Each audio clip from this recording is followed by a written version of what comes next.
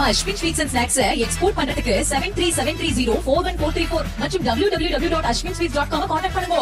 புதுச்சேரியில் காங்கிரஸ் திமுக கூட்டணியில் தொகுதி பங்கீடு ஜவ்வாக இழுத்துக் கொண்டிருந்த நிலையில் ஒரு வழியாய் வேட்புமனு தாக்கலின் இறுதி நாளில் தொகுதி பங்கீட்டிலும் உடன்பாடு ஏற்பட்டது.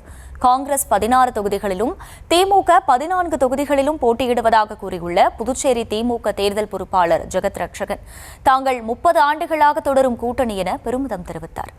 30 தொகுதிகளை கொண்ட புதுச்சேரி சட்டப்பேரவை தேர்தலுக்கான வாக்குப்பதிவு ஏப்ரல் 9ஆம் தேதி ஒரே கட்டமாக நடைபெற உள்ள நிலையில் அதற்கான வேட்புமனு தாக்கல் திங்கட்கிழமை மாலையுடன் முடிந்தது.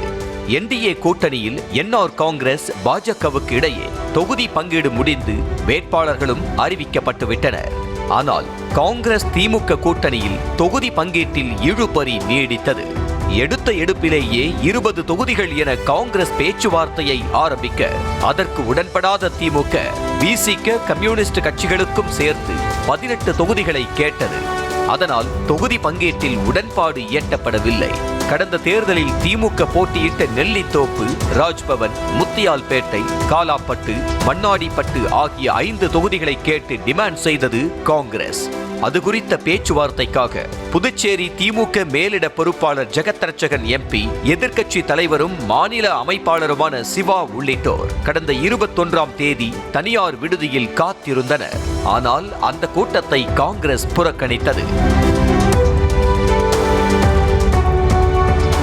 அதேபோல தமிழக காங்கிரஸ் தலைவர் செல்வ பெருந்தகை, ப. சிதம்பரம், கனிமொழி உள்ளிட்டோர் புதுச்சேரி தொகுதி பங்கீடு குறித்து முதலமைச்சர் மு.க. ஸ்டாலினை சந்தித்து ஆலோசனை செய்தனர். அதன் பிறகு காங்கிரசுக்கு 16 தொகுதிகள், திமுகவுக்கு 12 தொகுதிகள், விசிக மற்றும் இந்திய கம்யூனிஸ்ட் கட்சிக்கு தலா 1 என உடன்பாடு எட்டப்பட்டதாக தகவல்கள் வெளியாகின. அதுவும் வெறும் தகவலாகவே போனது. அதன் தொடர்ச்சியாக காங்கிரஸ் மேலிட பொறுப்பாளர் கிரீஷ் சோடங்கர், மாநில தலைவர் வைத்திலிங்கம் எம்பி, முன்னாள் முதல்வர் நாராயணசாமி உள்ளிட்டோரை கடந்த ஞாயிற்றுக்கிழமை திமுகவின் தேர்தல் குழுவினர் இரவு 11:30 மணி அளவில் சந்தித்து பேச்சுவார்த்தை நடத்தினர். நள்ளிரவு 1 மணி வரைக்கும் பேச்சுவார்த்தை நடந்தும் முடிவு எட்டப்படவில்லை. இப்படி ஜவ்வாக இழுத்து கொண்டிருந்த தொகுதி பங்கீடு கடைசியிலும் எந்த ஒரு அறிவிப்பும் இல்லாமல் முடிவுக்கு வந்துள்ளது. இறுதி நாளில் காங்கிரசும் திமுகவும் தனித்தனியாக வேட்பு மனுக்களை தாக்கல் செய்தன. மகாத்மா காந்தி சாலையில் உள்ள தனியார் ஹோட்டலில் தொகுதி பங்கீடு குறித்து ஆலோசனை கூட்டம் நடந்த நிலையில் திமுக காங்கிரஸ் கூட்டணி உறுதியாகி இரு கட்சி தலைவர்களும் பூங்கொத்து கொடுத்து வாழ்த்துக்களை பரிமாறிக்கொண்டனர். தொடர்ந்து கூட்டாக செய்தியாளர்களை சந்தித்தனர். அப்போது பேசிய புதுச்சேரி திமுக தேர்தல் பொறுப்பாளர் ஜெகத் ரட்சகன், காங்கிரஸ் 16 தொகுதியிலும் திமுக 14 தொகுதியிலும் போட்டியிடுகிறது என்றும் புதுச்சேரியில் தங்கள் கூட்டணி பலமாக உள்ளது எனவும் கூறினார். 14 தொகுதியில நாங்க கொடுத்துக்கிறோம் கூட்டணி, 16 அவங்க நிக்கிறாங்க தனியா.